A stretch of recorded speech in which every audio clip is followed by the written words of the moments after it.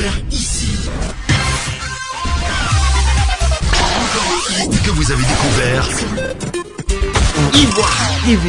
Ivoire TV.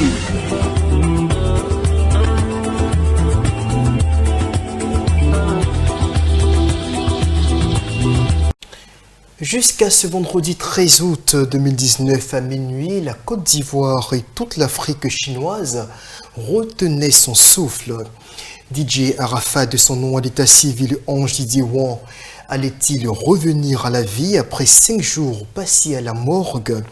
Ce qui est certain aujourd'hui, c'est que les Ivoiriens et les fans de l'artiste à travers le monde n'auront jamais l'occasion de le savoir, puisque le pasteur Kofi du Christ, qui disait être investi d'une mission divine pour le ressusciter, n'a jamais eu accès à la dépouille du défunt.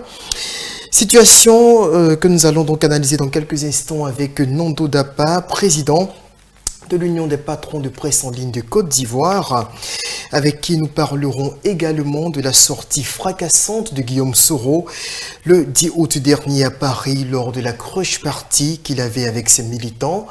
Nando Dapa, bonjour. Bonjour, chers confrères. Bonjour également à tous ceux qui nous suivent à travers le monde. Alors tout de suite, on revient sur l'affaire de la résurrection manquée de DJ Arafat. Quelle lecture faites-vous de la démarche du pasteur Kofi? Merci, chers confrères. Avant tout, je voudrais, au nom de l'Union des patrons de la presse en ligne de Côte d'Ivoire et à mon nom propre, m'incliner devant la dépouille de DJ Arafat, cet artiste d'obédience nationale et internationale. Absolument. Alors, s'agissant donc de ce que l'on appelle la résurrection manquée de DJ Arafat, je voudrais dire que, vous savez, j'ai écouté la vidéo de ce pasteur, le pasteur Kofi, qui disait donc qu'il était venu pour prier sur la dépouille de DJ Arafat afin de sa résurrection et qu'il aurait eu l'accord de la compagne de l'artiste et également du ministre Ahmed Bakayoko qui, dit-on, est son père spirituel. Mais là où il y a eu un point d'achoppement, c'est le refus de la mère donc, de l'artiste. Alors, question, pourquoi donc refuser à un pasteur de prier pour la résurrection d'un mort? Justement, avant qu'on en arrive justement à la réaction de la famille, ou plus particulièrement de la mère, d'abord concernant la démarche du pasteur, quelle lecture faites-vous de cette démarche-là? Le fait que cet homme prétende justement que depuis 2005, il ait reçu une révélation de Dieu quant à la mort accidentelle de DJ Arafat par moto, et que justement lorsque l'événement survient, le 11 août dernier, le 12 août le décès, 5 jours après, au plus tard, il devait se rendre à la morgue pour prier sur la dépouille. Quelle lecture faites-vous de cette démarche-là? Ben, écoutez, c'est une parole contre la sienne. C'est lui qui dit avoir eu la révélation et c'est lui-même qui dit donc a été investi d'entreprendre des démarches pour prier sur la dépouille de l'artiste pour sa résurrection. En tant que journaliste, qu'est-ce qu'on peut dire au-delà, puisque nous n'avons pas les éléments palpables, plausibles pour expliquer cette démarche. Seulement que nous constatons qu'un pasteur se dit être investi d'une mission, celle de prier pour un mort en vue de sa résurrection. Alors, est-ce qu'on peut croire à ce genre de choses? Beaucoup sont sceptiques et se disent que c'est un plaisantin. Il a très vite fait de se faire traiter comme un mendiant à la recherche de quelques prébendes pour se faire du sou, alors que bon, ben, lui il dit que c'est pas la première fois, c'est pas le premier cas de ce genre. Il en est un habitué. Faut-il croire? Faut-il ne pas croire? Chacun ira de son commentaire. Alors, mais le constat est clair. Le constat, c'est que lui, il s'est dit investi d'une mission pour ressusciter quelqu'un. Alors, qu'est-ce qu'on perdrait? Qu'est-ce qu'on perdrait à le laisser prier sur la dépouille? Mais qu'est-ce qu'il réclamerait en retour? Bon, il a dit qu'il ne réclame rien, il ne ne demande rien du tout. Alors, et qu'il demande simplement qu'on le laisse avoir même son transport. Je reprends ces mots aussi, que son transport, il est prêt à l'assumer, mais bon, voilà, qu'on lui laisse simplement avoir accès au corps, c'est tout. Alors, c'est curieux comme démarche, c'est également curieux comme réaction de la part de la mère de l'artiste qui refuse, qui s'oppose carrément, catégoriquement à ce que son enfant soit ressuscité. Alors, Diandre, la question qu'on se pose, alors vous savez, j'ai écouté la vidéo du pasteur, mais en tant que journaliste, il aurait été bon que j'écoute aussi la réaction de la mère pour pouvoir mieux me prononcer sur la question. Alors, le pasteur a dit que la mère s'est opposée. Alors, est-ce qu'elle s'est opposée sans argumenter son opposition? Mais de toutes les façons, ça fait ce qu'on se dit tous, ce que vous le disiez, ce que vous disiez à l'instant, c'est que qu'est-ce qu'on avait à perdre? Il est déjà mort. C'est pas un malade qu'on pourrait aller tuer, il est déjà mort, c'est un cadavre. Alors, qu'est-ce qu'on peut faire de plus à quelqu'un qui est déjà mort? Alors voilà, donc voilà où se trouve véritablement la question.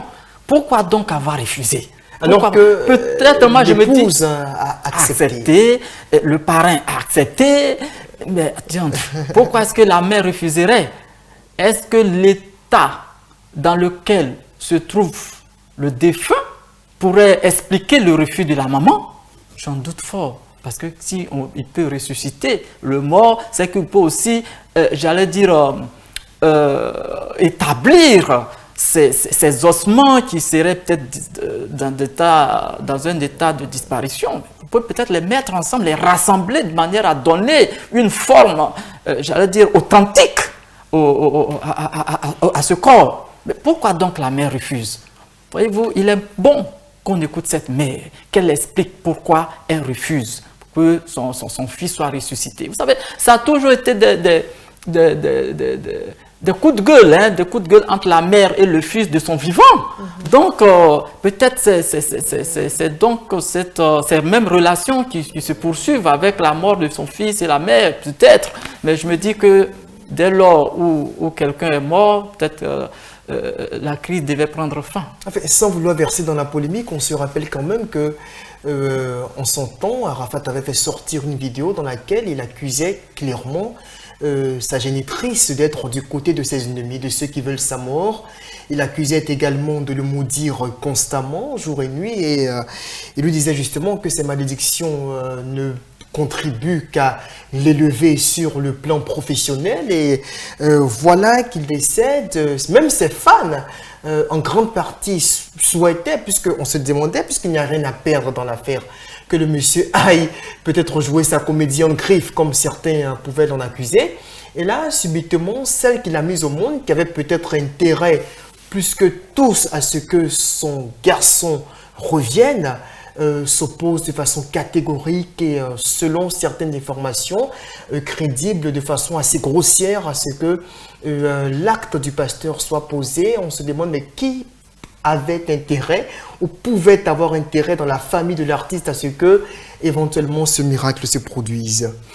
Oui, ben écoutez, vous savez, comme je le disais tantôt, du vivant de l'artiste, lui et la mère ne se sont jamais entendus.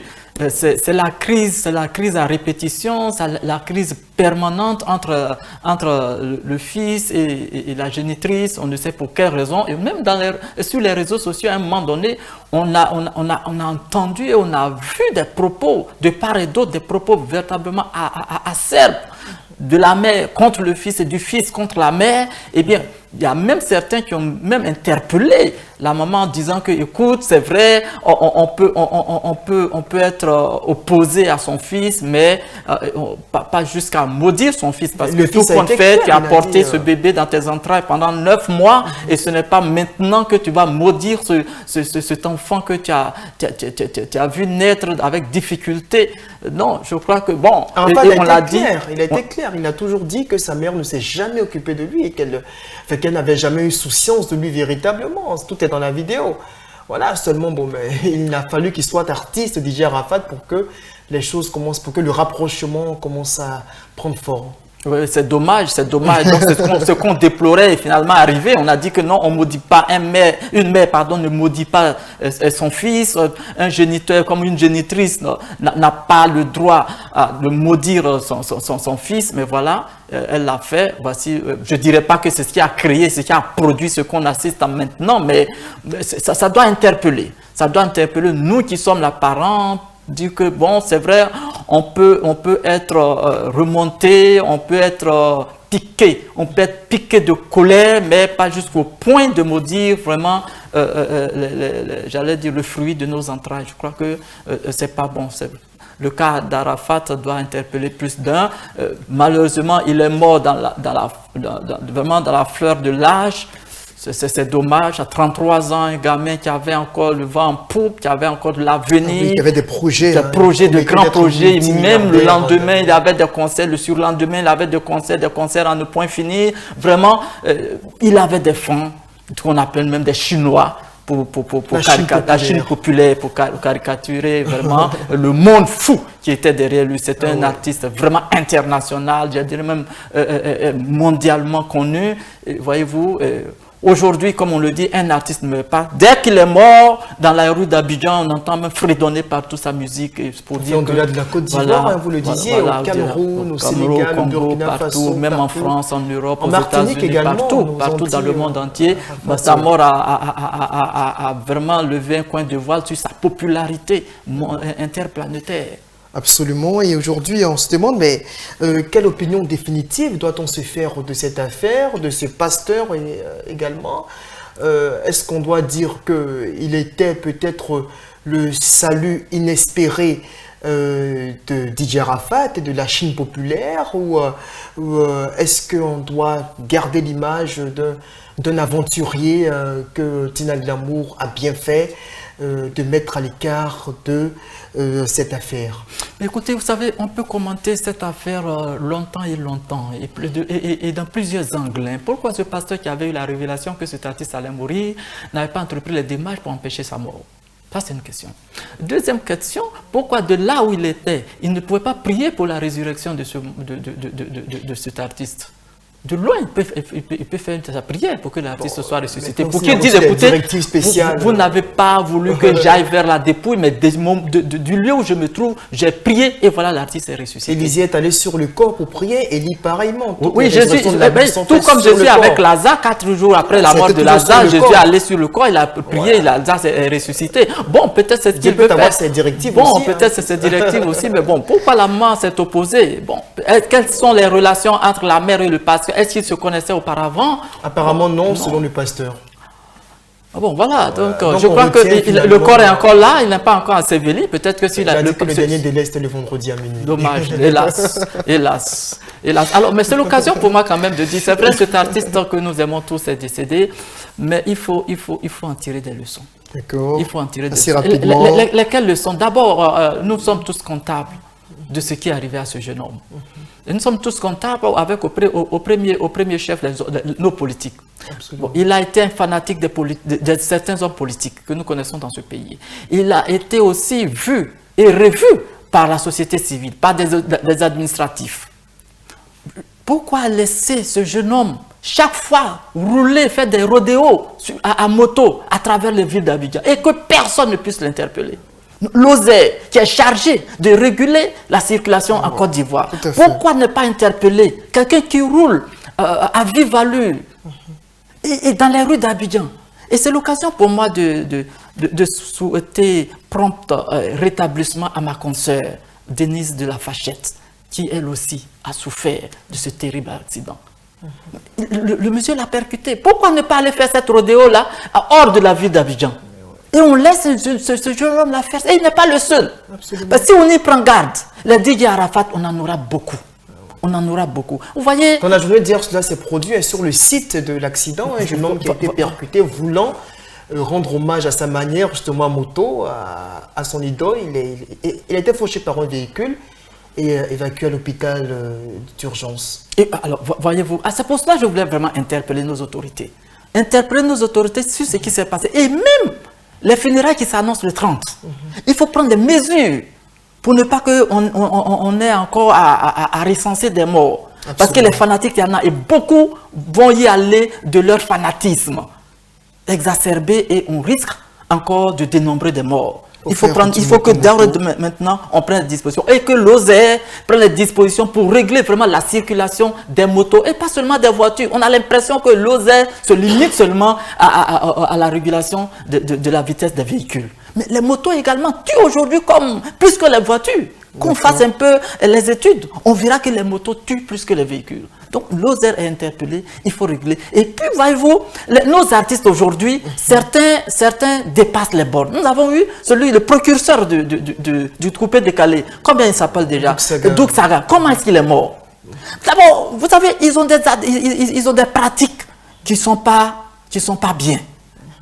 Doug Saga, il distribuait les billets de banque partout.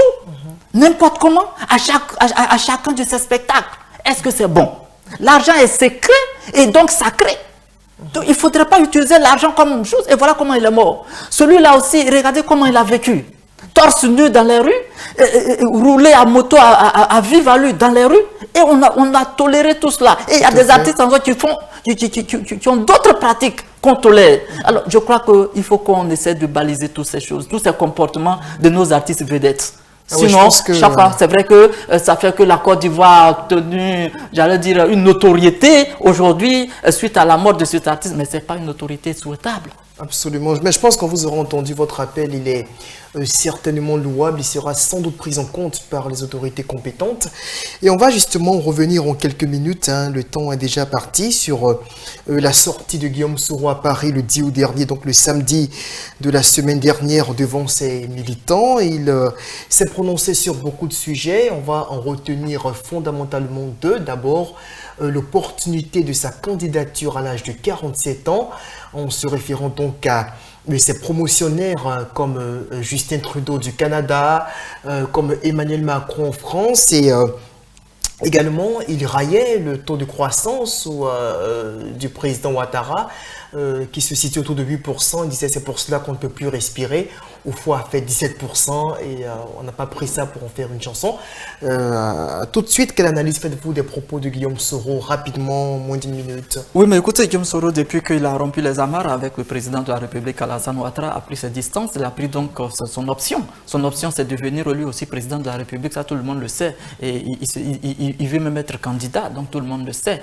Et aujourd'hui, il est en train de tisser sa toile à travers le monde entier où se trouvent les Ivoiriens. Il glane un peu des lauriers un peu partout pour s'adjuger un électorat fort en 2020, ça c'est clair. Maintenant, est-ce que Guillaume Soro, en fustigeant la politique d'Alassane Ouattara, qui, dit-il, a fait 9% de croissance, et donc pour cela, il s'enorgueille. Mais écoutez, Guillaume Soro, je crois que sur ce point-là, je ne trouve pas Guillaume Soro assez, en tout cas je le dis journalistiquement parlant, assez sincère. Assez sincère parce que Guillaume Soro, comme tout autre comptable, le comptable de la il a précisé, je tiens à vous le rappeler, il a précisé qu'il partage justement le bilan du premier mandat, mais quant au second mandat, il ne s'en sent pas concerné. Oui, mais c'est normal, puisque lui-même, il a rendu sa démission. Mais je crois que Guillaume Soro, j'ai apprécié plutôt qu'il opte pour le pardon qu'il a toujours prôné depuis quelque temps. Pardon aux Ivoiriens, pardon pour tout le tort qu'il a commis. Je crois que s'il pouvait rester dans ce tempo, je crois que ce serait mieux pour lui. Quant à la politique managériale d'Alassane Ouattara, bon, écoutez, il peut, en tant qu'homme politique, il est aujourd'hui président du conseil politique que lui-même il a créé, il a fondé depuis un certain temps, mais je crois que c'est le propre de tout homme politique quand il cherche à obtenir une place, mais tu ne vas pas faire les éloges de ton adversaire. Aujourd'hui, Alassane Ouattara est devenu l'adversaire de Soro Guillaume, et donc c'est normal donc qu'il fustige sa gestion. Est-ce qu'il faut aller, selon vous, aujourd'hui à un renouvellement de la classe politique ivoirienne? On entendait Blé Goudé récemment sur un média français dire qu'il souhaitait un jour diriger la Côte d'Ivoire. Kakabé, hier au congrès du COGEP, disait souhaiter le retour de Blé Goudé pour qu'ensemble ils fassent avancer le pays. On a l'impression que les jeunes loups ont soif, sont impatients de se faire entendre. Ils ont l'impression que leur heure a sonné. Faut-il justement leur céder la place alors que dans le même temps, les douaniers ne lâchent pas l'affaire? Oui, mais écoutez, vous savez, c'est normal, hein, c'est normal, chacun a ses appétits, les jeunes estiment que c'est leur temps, mais qu'est-ce qu'on recherche? On recherche que la classe politique soit renouvelée, ou alors on recherche que les Ivoiriens vivent en paix? et libre. Voilà la question. Si les jeunes vont venir au pouvoir et laisser de côté les vieux, à quoi ça rime? Est-ce que les jeunes vont faire mieux que les vieux? Est-ce que les vieux vont faire mieux que les jeunes? Là n'est pas la question. La question, c'est de savoir qui peut assurer la paix dans ce pays. Si c'est les jeunes et les vieux mis ensemble qui peuvent faire marcher le pays, tant mieux. Mais je crois que, quitte là pour que je m'asseye, ce n'est pas là ce qui doit prédominer aujourd'hui la politique ivoirienne. La politique ivoirienne doit être guidée par l'envie et l'amour de créer une synergie nationale, permettre aux Ivoiriens de vivre ensemble, et que chaque Ivoirien se retrouve mieux chez lui. Chaque Ivoirien se retrouve mieux chez lui. Et que la paix vraiment soit de mise, et que vraiment les difficultés auxquelles on assiste aujourd'hui vraiment puissent être évacuées. Les Ivoiriens veulent travailler, les Ivoiriens veulent vivre à l'aise, les Ivoiriens veulent vivre en paix. Ce n'est pas le Tampion qui va diriger la Côte d'Ivoire qui intéresse les Ivoiriens, c'est celui qui peut apporter la paix, l'unité nationale à ce pays qui intéresse les Ivoiriens. Ce n'est pas que ce soit le jeune qui sera là qui peut faire marcher le pays, ou que c'est le vieux qui peut faire marcher le pays. Non, ça, ce n'est pas la question. Pourvu que la Constitution permette à un Ivoirien de prendre les rênes de ce pays, qu'il vienne, que cet Ivoirien vienne prendre les rênes, mais qu'il conduise le pays dans la paix, dans la dignité, dans le respect des droits humains. C'est ce qui doit guider nos hommes politiques. Vous imaginez Guillaume Soro dans une coalition avec Henri Konan Bédié et Laurent Gbagbo, le président Bédié, après donc sa rencontre avec le président du FPI version Gbagbo, enfin puisque c'est toujours lui Laurent Gbagbo, disait sur les antennes toujours d'un média français que Guillaume Soro fait bel et bien partie de la coalition qu'ils sont en train de mettre en place, de cette alliance-là. Alors, vous imaginez Guillaume Soro vouloir se fondre dans ce moule-là. Quelle place peut-il avoir? On va terminer avec cette question. Cette coalition, j'avoue qu'il y a longtemps qu'on en parle. Cette coalition de Henri Konan Bédié, il y a longtemps qu'on en parle. Et les spéculations bon train, mais jamais ça ne se concrétise. Sauf qu'elle a évolué maintenant avec l'intégration de Laurent Gbagbo et éventuellement la jonction de Guillaume Soro, qui, à tout point de vue, et encore selon ce que Bédié réitérait et confirmait la dernière fois, a bel et bien donné son accord de principe pour en faire partie. Oui, effectivement, avant c'était Afin Guessan qui donnait son accord de principe pour en faire partie, mais aujourd'hui on a l'impression que Afin Guessan a été éjecté et que c'est Laurent Gbagbo qui a pris la place. Maintenant, les spéculations vont dans le sens que Soro Guillaume aussi va faire partie de cette plateforme. En même temps, Soro Guillaume aussi, quand on suit ses démarches, lui, il veut également être candidat. Il veut être candidat. Alors cette coalition, qui va donc diriger cette coalition? Est-ce Henri Konan Bédié? Est-ce Guillaume Soro? Est-ce Laurent Gbagbo? La question reste posée. Et puis, est-ce que vous m'avez posé la question de savoir si est-ce que c'est possible que Guillaume Soro se rallie à cette coalition? Mais écoutez, aujourd'hui, en Côte d'Ivoire, rien n'est impossible. Qui pouvait croire que Henri Konan Bédié allait être dans une coalition avec Alassane Ouattara, celui qui avait lancé un mandat d'arrêt contre M. Ouattara quand il était à l'opposition. Mais ils ont eu à gouverner ensemble pendant des années durant. Donc, rien n'est impossible. Autant il y a eu une coalition entre Gbagbo et Alassane Ouattara à l'époque. Après, il y a eu une coalition entre Bédié et Alassane Ouattara. Il peut aussi y avoir une coalition entre Bédié et Laurent Gbagbo plus Soro Guillaume. Mais je me dis que si cette coalition, jamais ça a eu lieu, eh bien, on va assister à une politique véritablement, j'allais dire, palpitante. Comment est-ce que les Gbagbo ont rien, qu'on appelle les Gores verraient ou digéreraient? Oui, mais tout dépend de la présence de Guillaume Soro à côté de leur leader, ça serait vraiment palpitant et fantastique. Je disais qu'en Côte d'Ivoire, toutes les plateformes sont possibles, tous les accords sont possibles. Et que si Guillaume Soro a pu, pas Guillaume Soro, Laurent Gbagbo a pu être dans une même plateforme avec Alassane Ouattara à l'époque, et que Henri Konan Bédié a pu signer un accord avec Alassane Ouattara pour gouverner ensemble des années durant, Donc rien ne peut empêcher Laurent Gbagbo d'être dans la même plateforme avec Henri Konan Bédié. Voyez-vous, qui pouvait imaginer que l'appel de Daoukouré allait prospérer?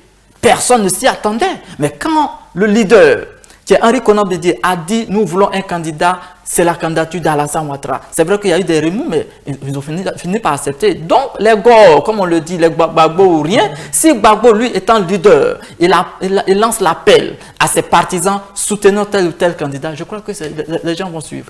Afi est-il mort politiquement avec l'émergence de cette plateforme Bédié Gbagbo Afi est-il mort politiquement? Un mot là-dessus. Bien malin pourrait le présager. Bien malin pourrait dire oui ou non, Afi est mort politiquement ou non. Vous savez, la politique évolue. On sait, tout peut être possible. Tout est possible. On peut retrouver Afi N'Guessan peut-être après avec Laurent Gbagbo. On peut retrouver Afi N'Guessan ailleurs après. Mais pour le moment, il est encore trop tôt de signer la mort d'Afi N'Guessan. Je crois. D'accord. Ok, merci bien à vous, monsieur Nando Dapa. Je rappelle que vous êtes le président de l'Union des patrons de presse en ligne de Côte d'Ivoire et que vous étiez là sur ce plateau avec nous dans le cadre de ce nouveau numéro du Presse Club. On va se dire au revoir et à bientôt. Ici. Que vous avez découvert. Ivoire TV. Ivoire TV.